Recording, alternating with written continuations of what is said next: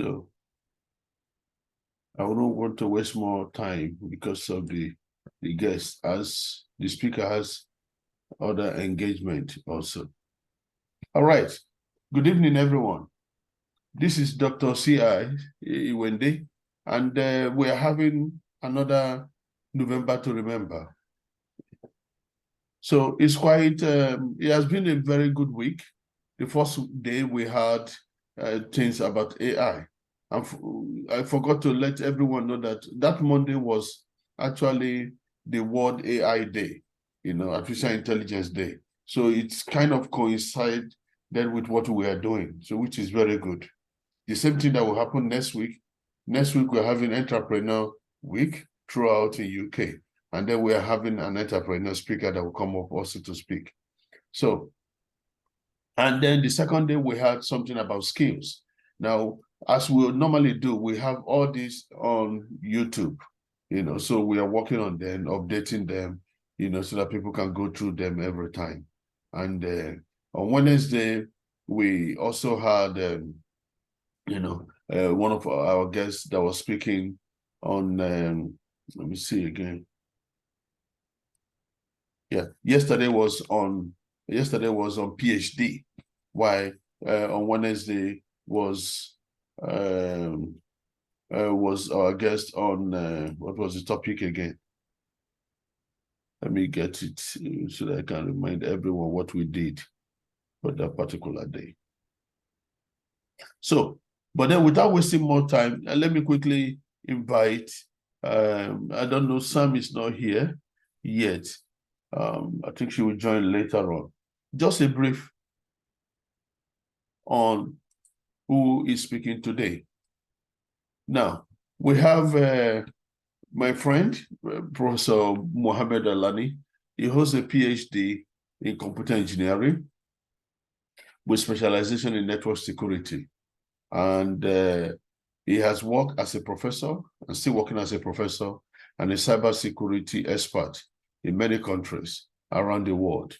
His experiences include serving as VP of Academic Affairs in the United Arab Emirates and network and security consultancies in the Middle East and Cybersecurity Program Manager in Toronto, Canada, where he is currently based. Now, he works as a cybersecurity professor with Seneca College, Toronto, Canada.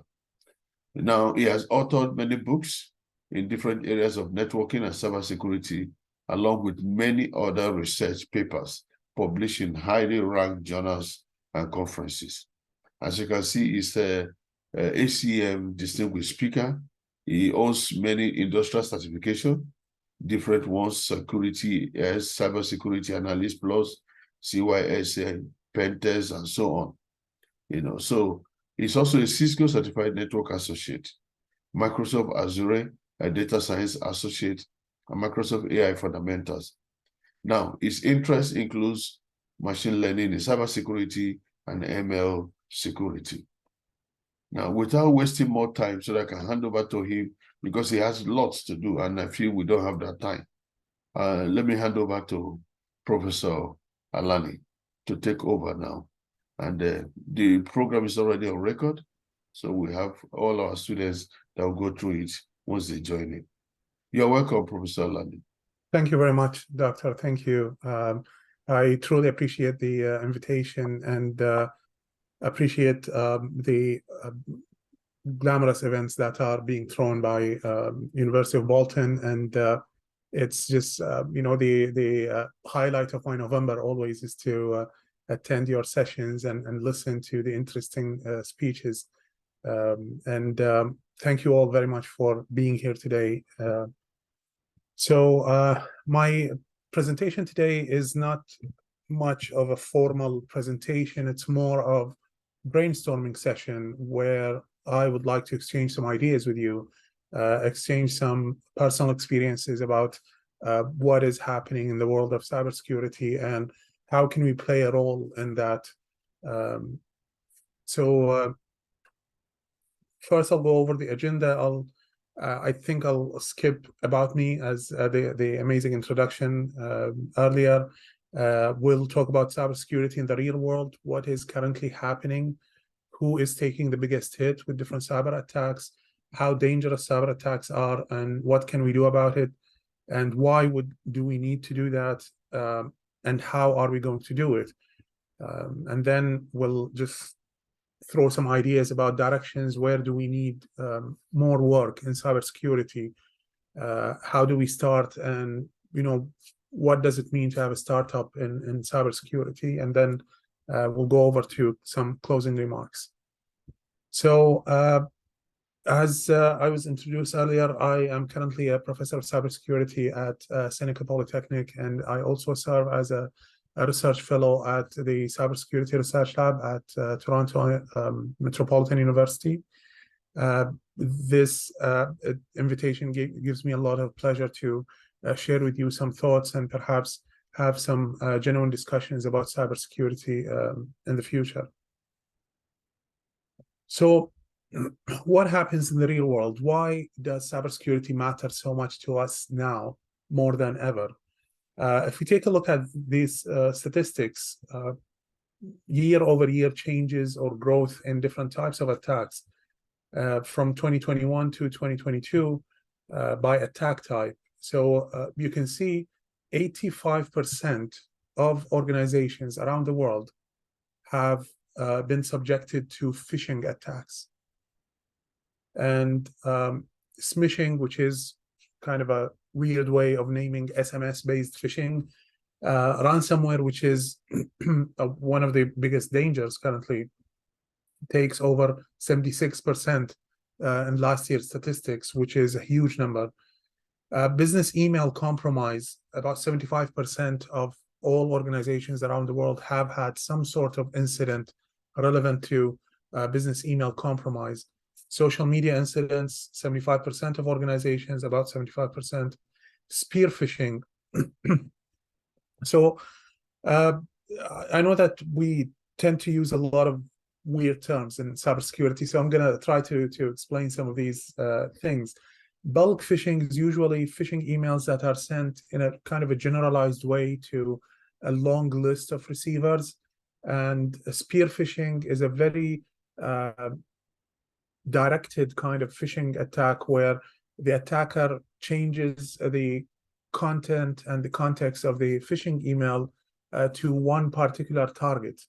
Spear phishing attacks are more scary because it just tells you that the attacker has genuine interest in attacking you personally. So, for example, when you receive a phishing email that says, dear researcher or dear faculty, and then it talks about something trying to get you to click a link or download some sort of attachment. But when it comes directed specifically to your name and adding some context that is, valid context to you. So I'll give you just a quick example before we move on from this.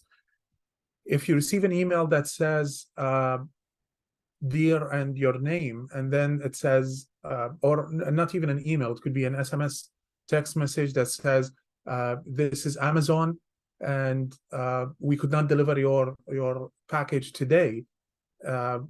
If you'd like to reschedule the delivery of your package, please click on this link.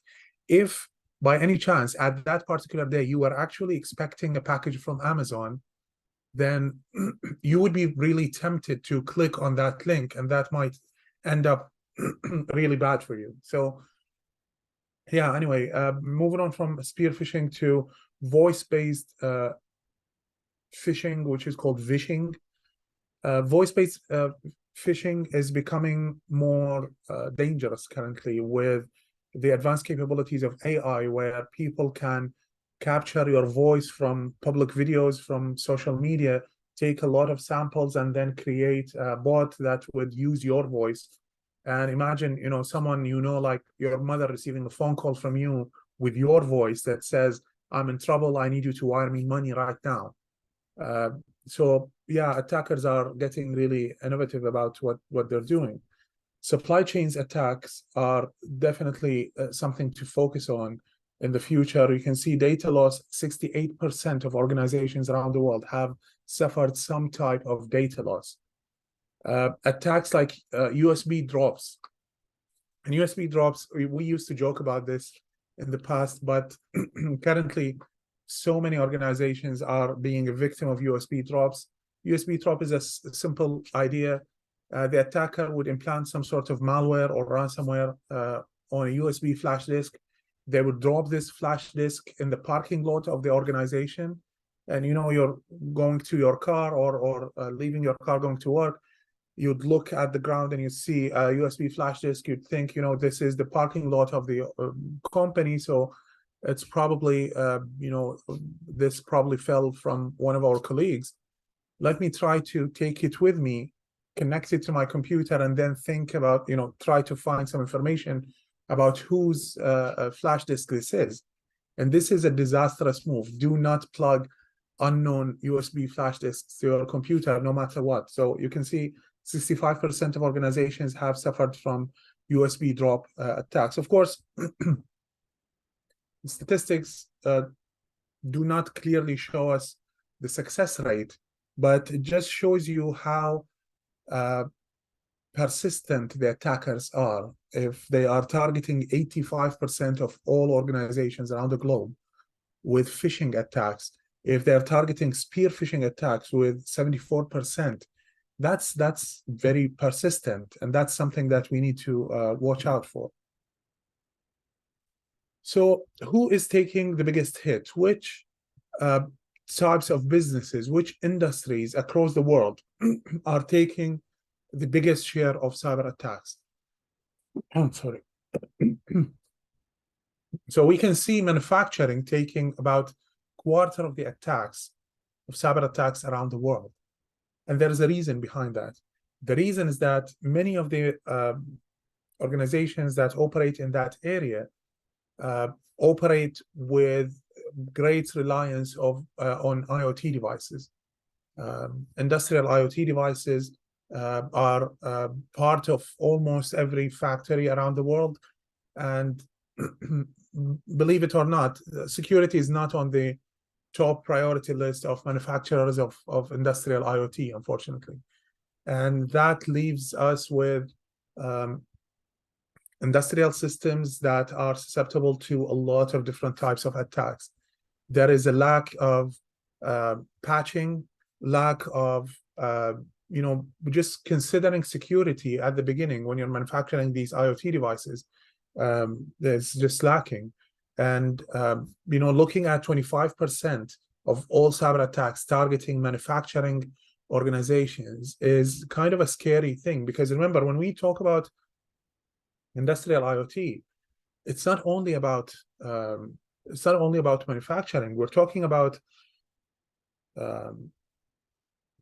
industrial IoT being one of the most sensitive areas or sensitive contexts where we run IoT. Definitely, it is annoying if your smart camera at home gets hacked or your smart TV gets hacked. This is definitely not good. But think of it in a larger context. What happens if someone hacks into the industrial IoT device that controls a nuclear power plant, or an industrial IoT system that controls water treatment plants, for example? These are very dangerous contexts, and we need to pay attention to that. You can see finance and insurance, because attackers think that this is where the money is. 18% of attacks. Professional business and consumer services, only 14%. Energy sector, 10.7%. Retail and wholesale, 8.7%. And education, 7.3%. And there is a reason behind that. It's not because the education sector is more protected than others. It's actually the other way around. It's because it's not a very attractive target for attackers. There isn't always a lot of money in hacking education institutions, and that's why there's a focus on finance, insurance, manufacturing. You can see media and telecom, lower numbers, because also usually when these organizations are hacked, they're hacked for access to information about their subscribers. So you can see that there is big distribution of attacks. Many organizations in different areas of operation are targets of attacks, and we need to do something about this. Walking through a few simple examples of things that happened in the past 2 to 3 years. Some of them are really serious incidents. So in 2020, in Dusseldorf, Germany, a ransomware attack on a hospital causes the death of one patient. And the loss of one life because of a cyber attack, that's too many lives lost. But it just gives us an insight into how serious things are getting, because we're relying more and more on electronic systems, and these systems are susceptible to attacks. We're trusting organizations with our data, we're trusting organizations with our lives, basically. And then things end up bad when cyber attacks happen. In 2021, everyone remembers Colonial Pipeline ransomware attack and how this attack crippled the fuel distribution in the East Coast of the United States, and it caused damages in billions of dollars. 2021 as well, in Alabama, USA, a ransomware attack causes the death of a newborn baby because the hospital did not have access to the information required right on time. In 2022, there is an unconfirmed 161 gigabyte of data stolen from Coca-Cola, which is still unconfirmed 1 year later. MailChimp attack, which is a website that is used for distribution of large-scale emails, was hacked in 2022. Also in 2022, T-Mobile USA data breach, and this is, I think it's really not possible to talk about breaches without mentioning T-Mobile breach in 2021, 2022, 2023. A lot of client information gets stolen. So these are just simple, this is definitely not conclusive list of high-profile attacks that took place in the past 3 years. There are a lot more attacks. We can talk about SolarWinds. We can talk about so many different attacks of significance that took place in the past 2 to 3 years. So the question is, what can we really do about this? And this is basically what we're talking about today. Innovate. We need to innovate. And cybersecurity is one of the areas that are not receiving a lot of attention in terms of innovation. Why do we need to innovate? Because attackers are being more and more innovative every day. We're seeing advanced and complex attacks taking place every day. Attackers are changing their tactics and procedures every single day.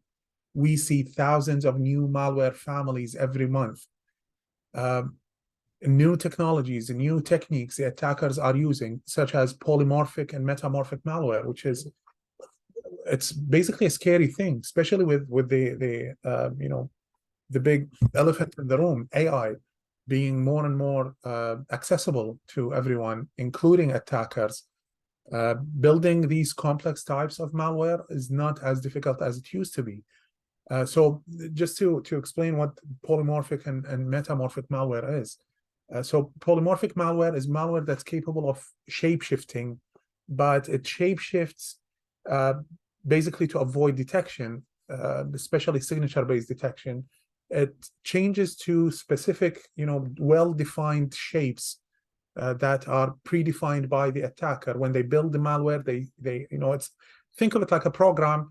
You can write a program to do something in 10 different ways. One time you can write it with for loops, other times you can write it with while loops. You can do that, and eventually you will end up with 10 different shapes of the program that will do exactly the same thing. That's basically polymorphic malware, that whenever it infects someone new, it uses one of the predefined shapes to avoid detection. Metamorphic, on the other hand, is a much more complex system. Metamorphic malware is malware that's capable of shape-shifting into shapes that the creator of the malware does not really know. So it's basically, think of it like malware that has its own AI, that it can change its code whenever it feels threatened, whenever it spreads the infection. It will change the code to and not change not only the code, but change also the behavior of the malware to avoid detection. And that could be really problematic, really difficult to detect. Sorry. So there are a lot more other than polymorphic and metamorphic malware. Attackers are using advanced detection evasion techniques. They're using, complex ways to hide the malicious code that they're using, to hide how they penetrate networks, and it's not easy to keep up with all of these things.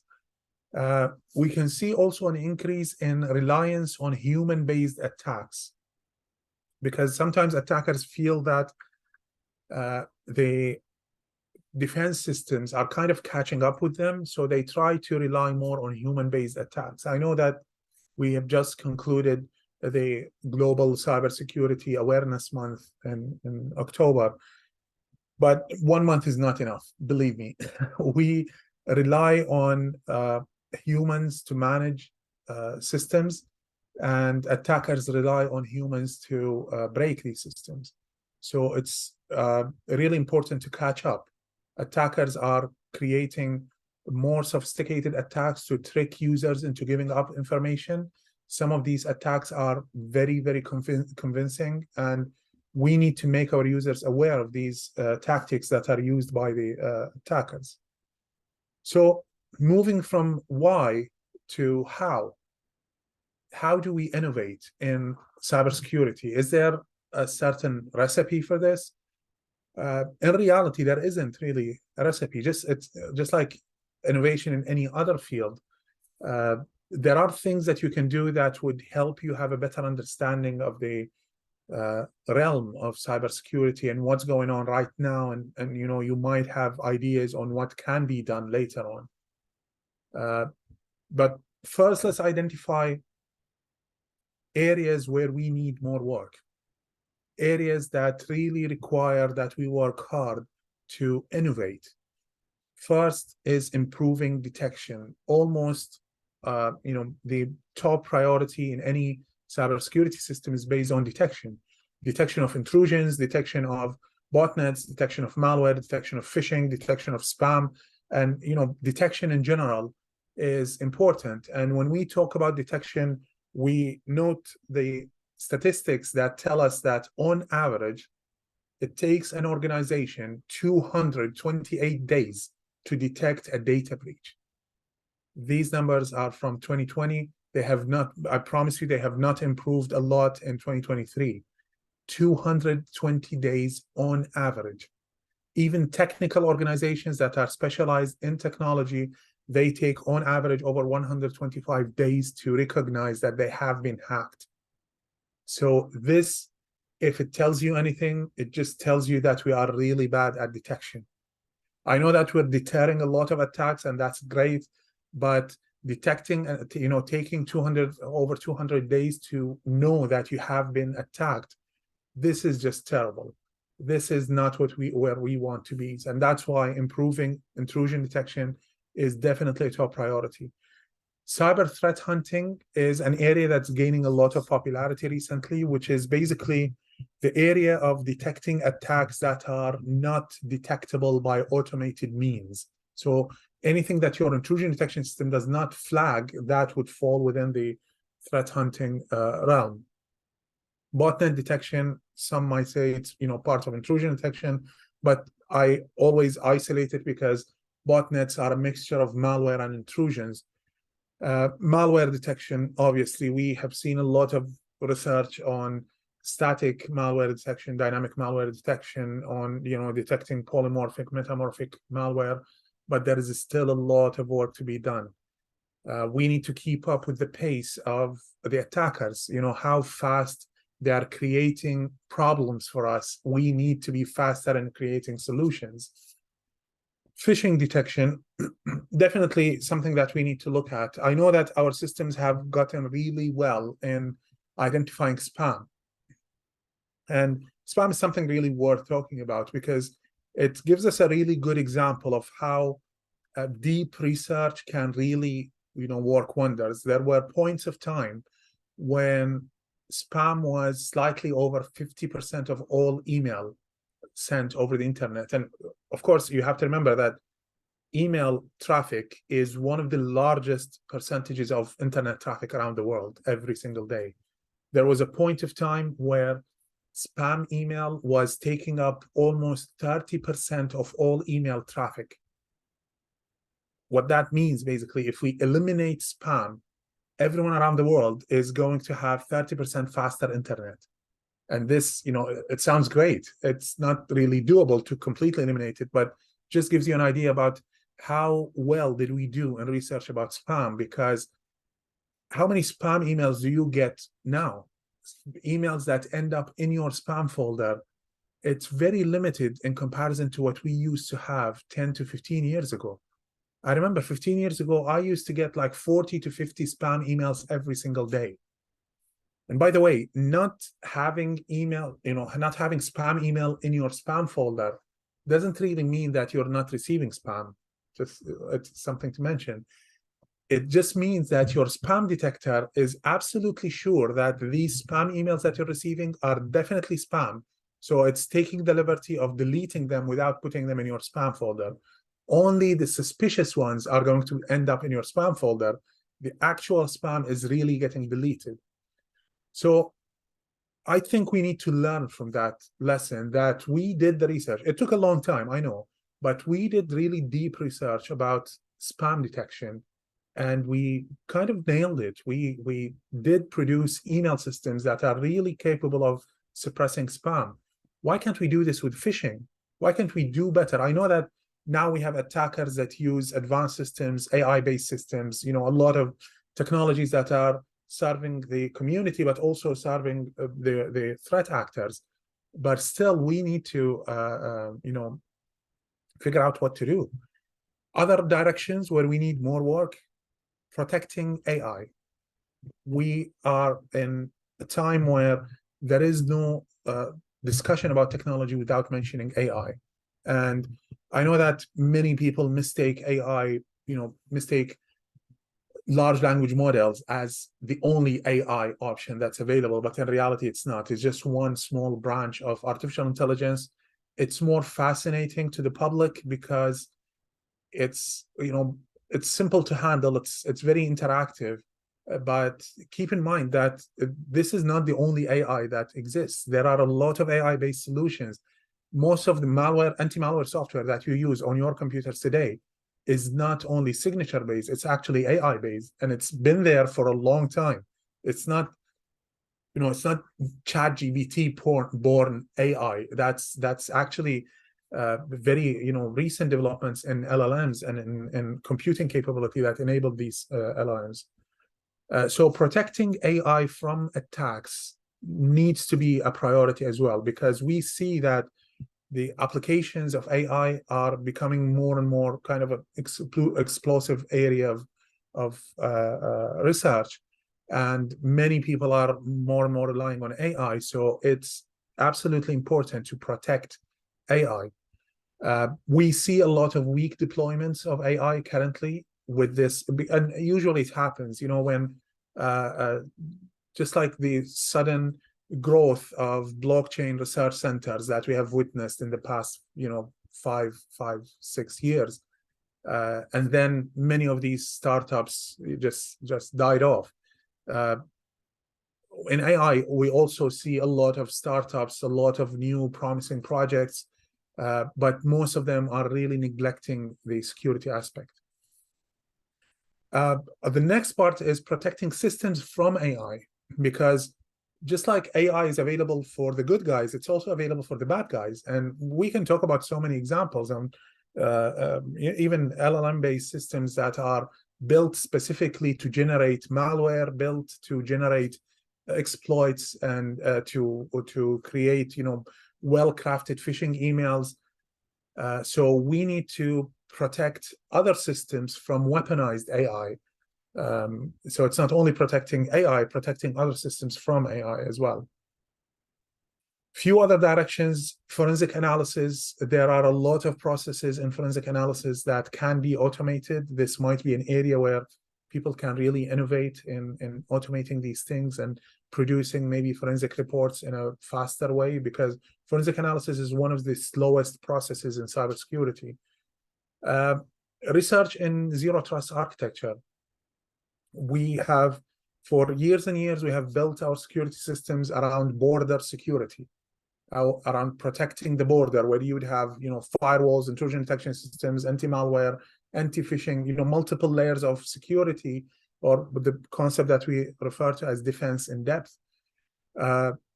We've always built networks in that way, so that we have a trusted network and we have untrusted network outside. And once you're in the trusted area, you're good to go and you can access the resources. The issue is that that concept doesn't really apply to real life scenarios that we currently have. Most organizations now have bits and pieces of data on the cloud, bits and pieces of data with people working from home. We have other bits and pieces of data on premises, stored on our servers, sometimes for regulatory purposes, sometimes just because we have the resources. And when you want to protect the perimeter, what is really the perimeter in this scenario? If you have data on the cloud, sometimes on different cloud service providers, sometimes with people at home, people working from home, sometimes you have parts of your data on premises, like, centralized storage of usernames and passwords, things like that. Where is the perimeter that you want to protect? And that's where zero trust architecture comes from. It is built on a simple concept, which is all connections are considered malicious. All connections need to be authenticated and authorized. Whether you are inside the organization, you're working from home, you're somewhere else in a different country, whenever you want to access a resource, you need to, for every individual session, you need proper authentication and authorization. So zero trust architecture is definitely an important direction of cybersecurity.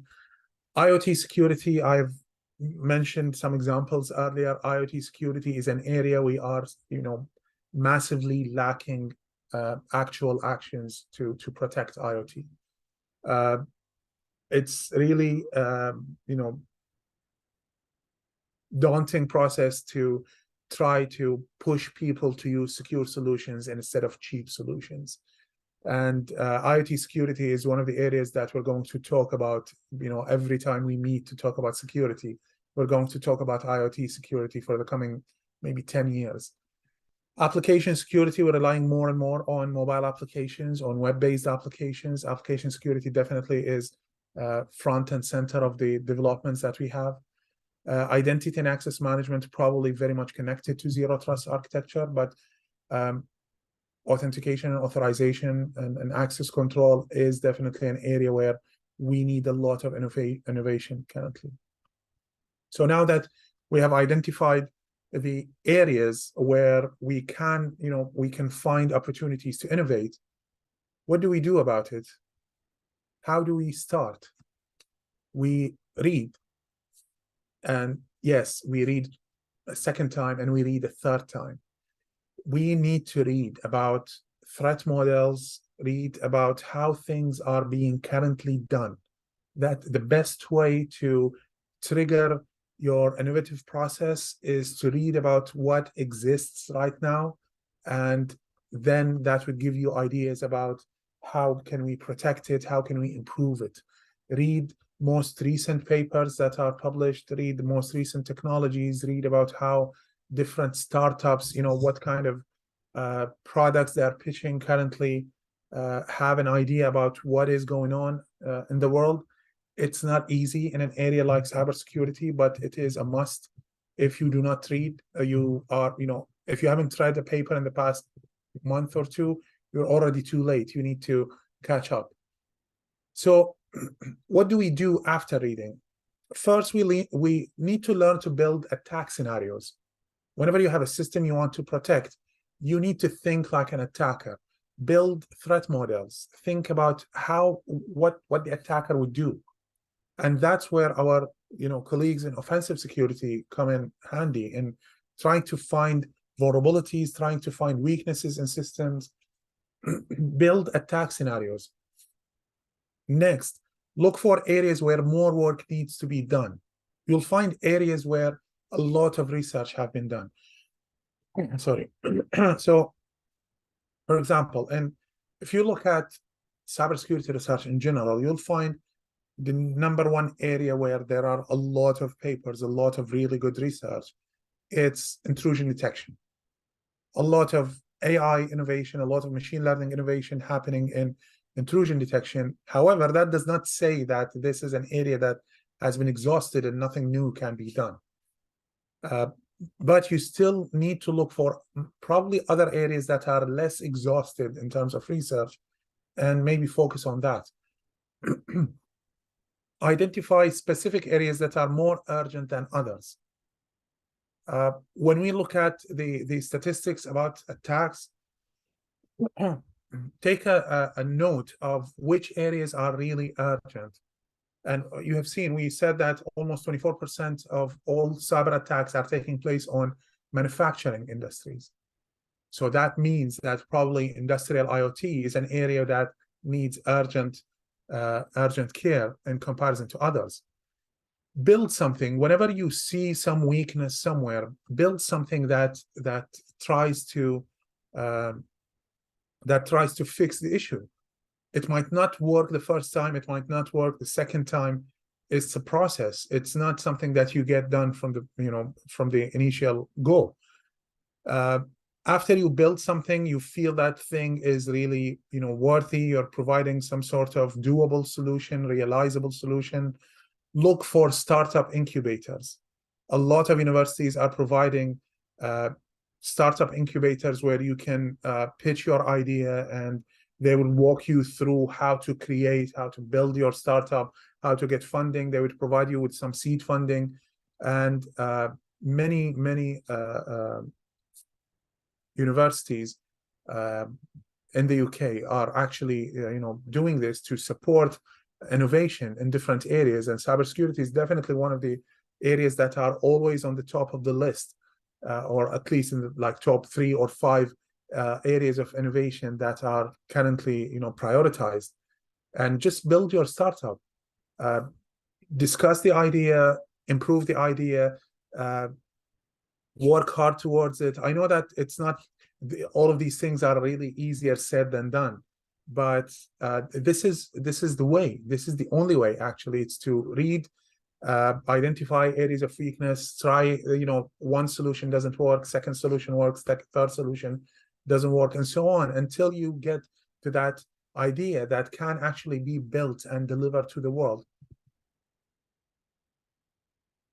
One last, I know that you see that I like statistics, but one last thing to share with you from the statistics that I've prepared. Take a look at this.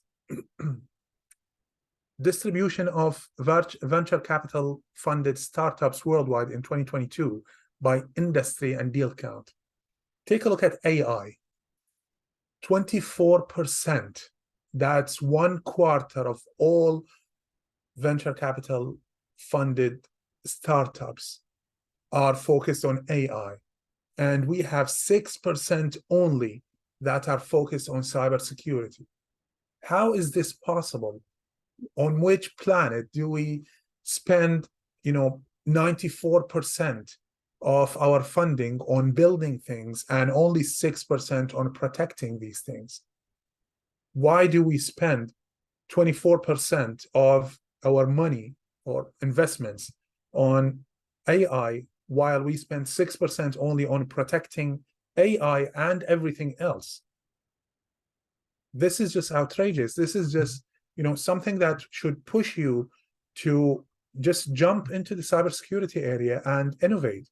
Start, a small startup, simple idea, simple, maybe even AI-based systems, and try to pitch that idea to an incubator. Start your, small startup, gather a small team, work on the idea, improve the idea, have it, produce your first iteration of the product. Take a look at that, and then move on to larger areas. And we have seen, I know that the startup landscape is a little bit scary, because you see on one side unicorns that hit $1 billion valuation within the first year, and on the other side you see thousands and thousands of projects that fail. Don't focus on making your startup a unicorn in the first year. Just make sure that you are passionate about the thing that you do, and make sure that you deliver a product that is really genuinely useful to your audience. That's an important takeaway from this statistic. You can see we're spending 5% on gaming and 6% on cybersecurity. Yeah, so 7% on ads and how to violate people's privacy by collecting their information to produce better ads, and 6% to protect the same people. So yeah, just something to think about. So I get to my closing remarks.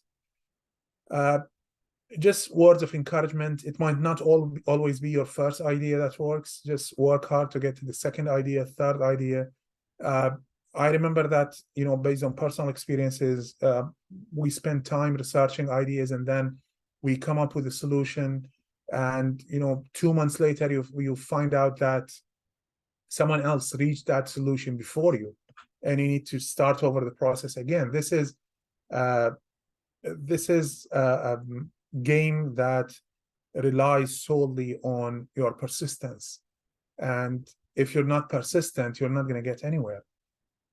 It's a long way, and you need to be patient. You need to be super persistent. You need to be really adamant about the things that you want to achieve. Keep your eye on the end goal. The end goal of cybersecurity is actually a very, very noble goal, which is making the world a slightly safer place.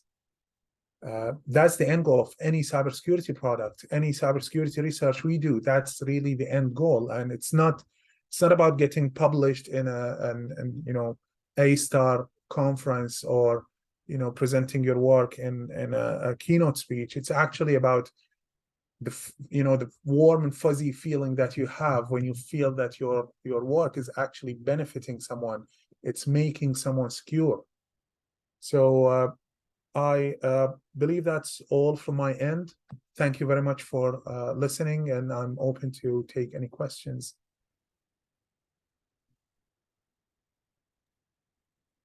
Oh, thank you so much, Professor Alani. That was a very good eye-opener. Faliat, are you back now? Okay. Please, it's the question time.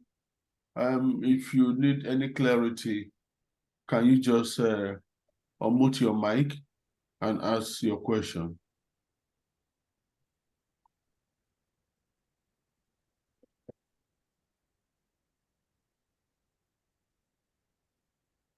Good evening, everyone. Hello.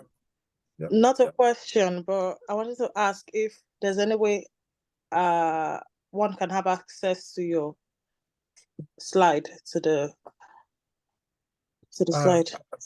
Yeah, absolutely. I'll share it with Professor Wendy, and they can, you can facilitate sharing it with the team. Absolutely. Thank you. No problem. My pleasure.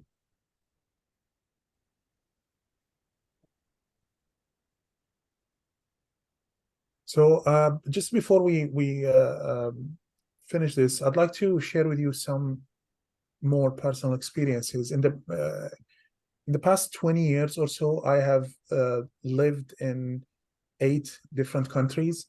I've worked in different places around the world, and one thing that I have learned from these different experiences is that people have this kind of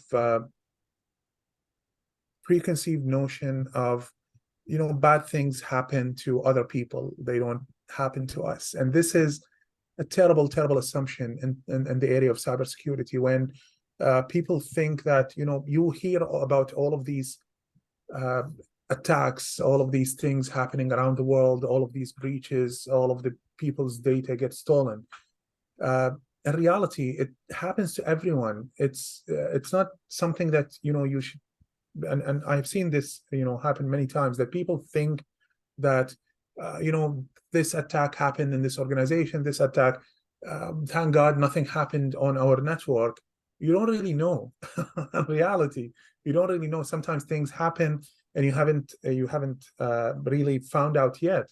In addition, it's only a matter of time because your organization is definitely, it matters to some attacker, and at some point of time, they will be attacked. So you might as well be ready and be prepared. So yeah, that's my only takeaway. Just always be prepared. Oh, thank you very much for that. It was last year, some hackers took over a YouTube page that has, and it was so funny how easy it was because of Gmail. Then Gmail was having issues. I was also speaking in India one particular time, and I came out, I told them, do you know that LinkedIn was attacked? And people were like, how do you know? I said, so I couldn't log in, and I could see so many things going on. Later, of course, most of these companies don't tell you that they are attacked. The same way banks are attacked, And then I remember what you said the first time you spoke, that once your system, a network is attacked, the first thing you do is don't shut down the system.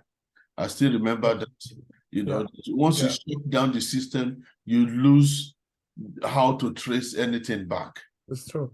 It's true. It's the first rule of forensics. It's always do not shut down the system. People sometimes panic and just shut down or restart. Yes. We like to restart things, believe me, but yes, it's not a good practice. Yes. So I remember that. And so I told them when one bank called from Nigeria and said, oh, they were being attacked. I said, don't shut down the system. And then they were able to trace back, and they got that. So quite a whole lot of things happen, but people don't take it, It's only when the bank now goes online and said, okay, we have now been attacked. You see, everybody will be rushing to go and withdraw their money from the bank. So that's why they don't put it. Their shares will suddenly go down, So that is what happens. Yeah. Do we have people asking questions? You need some clarity. He has mentioned some areas of research, For me, I would have said, okay, he has mentioned IoT, industrial IoT. We are looking at a project with Industry 5.0, that has to do with the manufacturing. It's a huge area of attack. Money is going into it, and then we're trying to see how we can build what we call explainable AI. Explainable machine learning, yeah. Yes, explainable AI to it. So we are actually applying for that funding. Next week we are meeting again to see if we can get that funding in manufacturing. What else can we do to help humanity?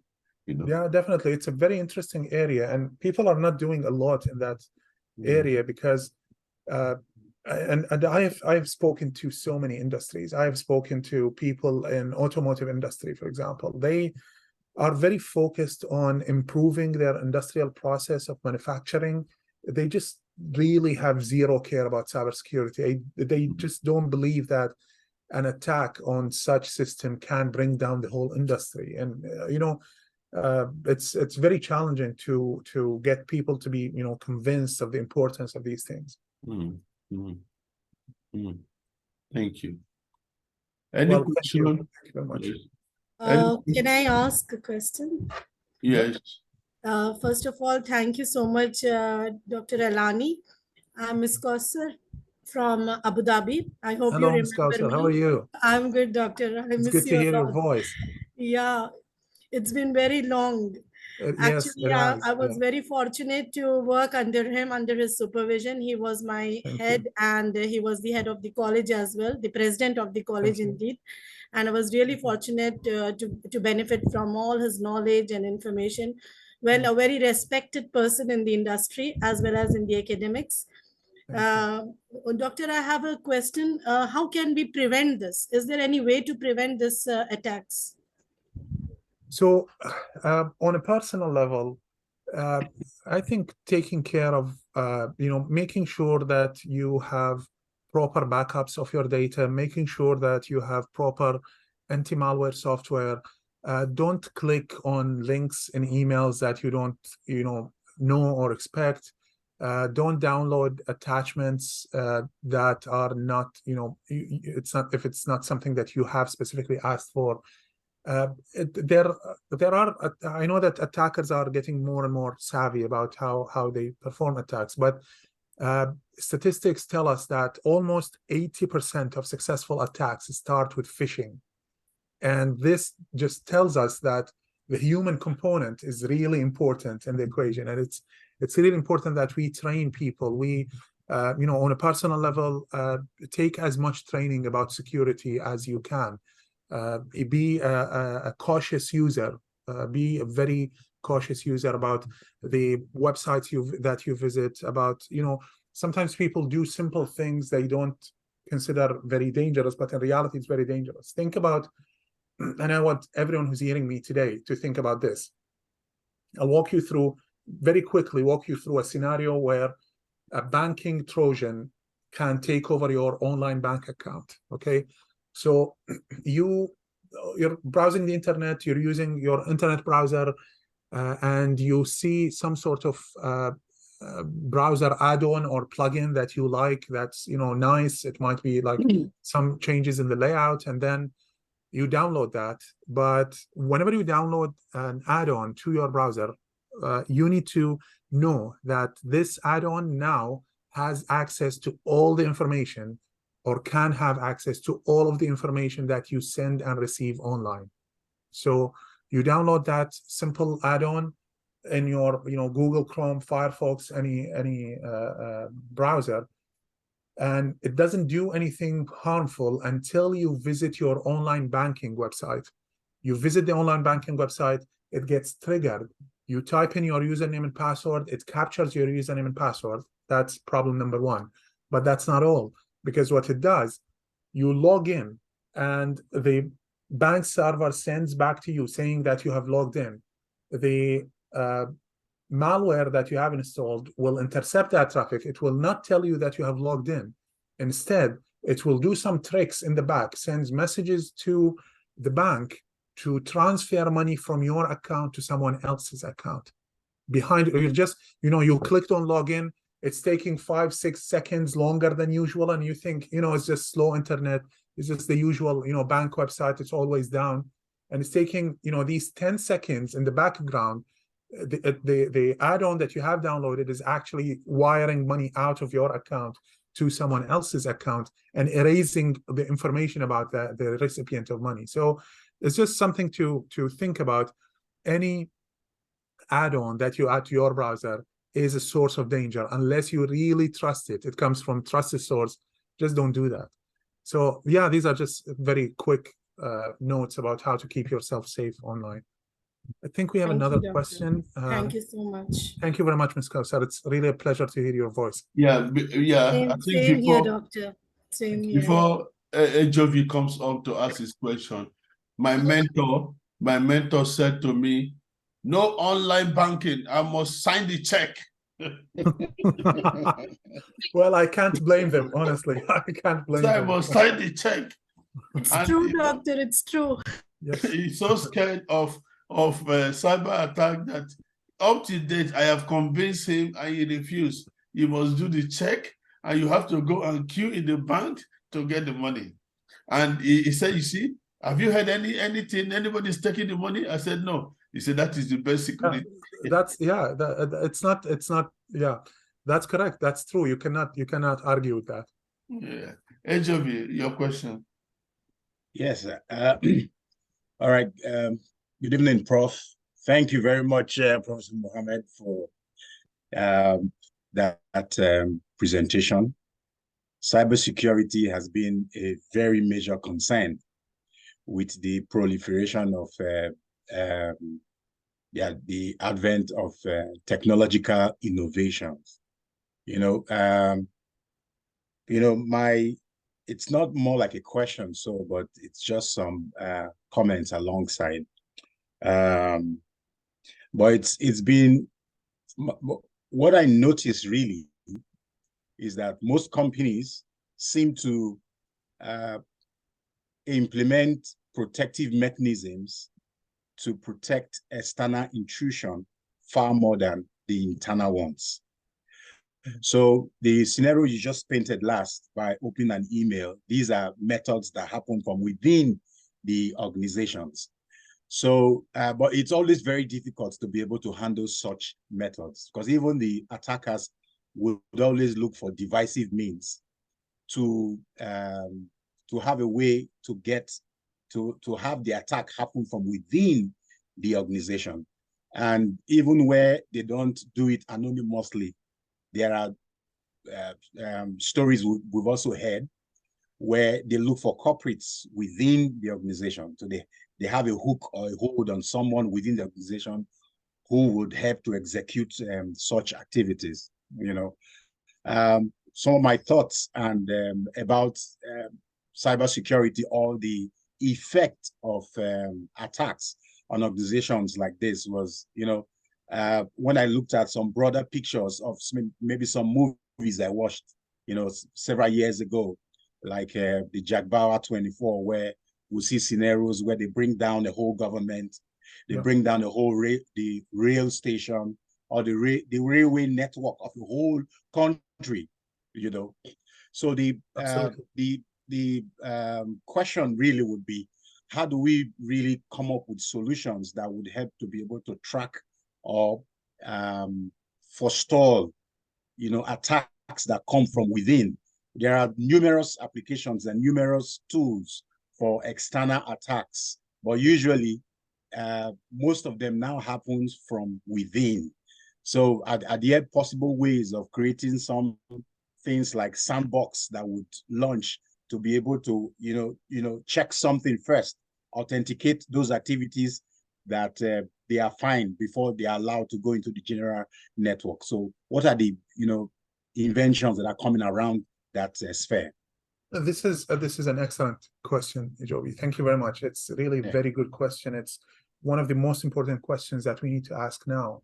And one of the possible answers is zero trust architecture.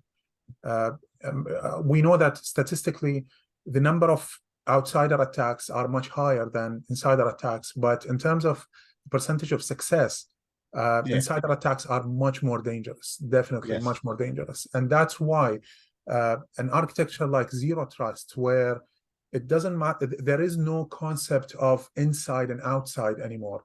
Everyone's considered outside. So all connections are assumed to be malicious connections, and then they need to be authenticated and authorized. So for example, whether you are inside the organization or outside or working from home or working from a different country, it's irrelevant, because whenever you need to access a service or a server or any resource, you will have to be authenticated and authorized every single time. So if you connect to the server now to do something, you know, get some information, you authenticate and authorize. 3 minutes later, you need to connect with the same server, you need to authenticate and authorize again. And just to put things in perspective, it doesn't mean that you have to type username and password and do two-factor authentication every single time. That's not the case. There is a user agent, there is software that does that for you at the back end. But in reality, every single connection is being built in a way that says there is no trust. I don't care if you're inside the organization or outside the organization. That's basically the idea of zero trust architecture. Keeping in mind that zero trust architecture is really expensive. To build the architecture that's capable of handling all of this, you know, all of the ambitious things that we're talking about, is really expensive. Not many organizations are yet ready to make that transition, you know, and make the decision that we need to really invest in cybersecurity to protect our systems. Thank you. Thank you very much. Not only this, Doctor, what about the fake websites that are available on social media? We get lost with all these things as well. This is also a part of cybersecurity? Definitely, yeah. It's highly connected to user awareness. Being aware not to use websites that are not trusted, websites that are not well known. It's definitely something that that is worth exploring, and that's why we say educating users is one of the biggest components of security. Definitely. Yeah. Thank you, Doctor. There was a time the they mentioned that they were going to build Internet of Things. Okay. Yeah. They are going to build Internet of Things to connect everything together in Heathrow Airport. And I wrote in the news that said there will be Internet of Confusion, you know, because Heathrow is already a confused place. Sometimes you'll be in the air for 1 hour waiting to land. And then I was wondering how it will happen. But that project never got to anywhere, you know. So I wrote in the comment, I said, if you try that in Heathrow, there will be Internet of Confusion. I've never seen a confused place in all the places I've traveled than in Heathrow. Absolutely true. So, you know, because it's not like the question is not just creating or building. The question is the capacity to maintain. Yeah. That is just the issue. What do we need to do to maintain? And I see another question on the chat box. It's not a question, actually. It's information sharing from Jude, open source. Yeah, these are some websites that you can use to check whether this link is a valid link or it's a phishing link, or at least if it contains malware or something like that. These are really useful links. Thank you, Jude, for sharing.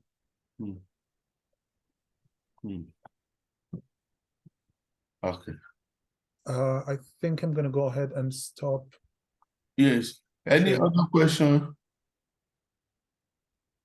Any other question? Yes, I need to take this one particular one.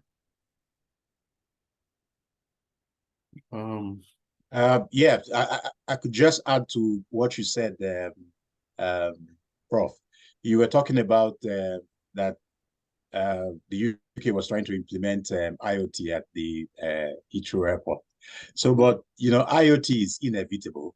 It's eventually going to happen, and the rate and the pace at which it's already happening is very fast, maybe far faster than what we actually expected. So, and when Dr. Alani was speaking, it seems like there are not enough, you know, security solutions that have been rolled out, you know, in comparison with the way IoT is advancing. And the IoT is everywhere, not just manufacturing, it's connected everywhere. So just like the way it's connected to houses, your business centers, we've seen scenarios where, so as simple as someone could hack into your laptop, that person could also hack into your electric vehicle and increase the acceleration of the vehicle. The person can as well hack into the water health IoT devices. Health IoT devices and cause very serious damage to health by, you know, changing readings of a blood pressure device or something like that. Yeah, the attack surface is really, really large when it comes to IoT. And I imagine, you know, implementing it at a place like Heathrow would really open up, you know, the Pandora box of cyber attacks. Yes. All right. Thank you so much. I think if there are no other question, I want to say we appreciate you, Professor Mohammed Alani, for coming. I know you've been a very good friend and partner, you know, coming to grace this thing, and it will be on YouTube for most of our students who are having different activities now to join up. We had about 203 that signed up for it, so we are going to send them all down and then give them the link for the YouTube. So we want to appreciate you again, and thank you for coming with our usual plug. And can you all see this? Yes. Okay. So yes, we can. Okay.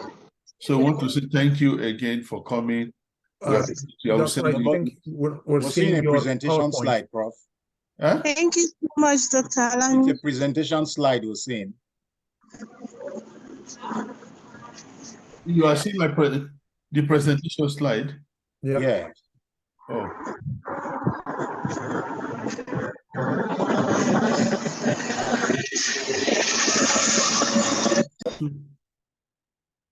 Sorry.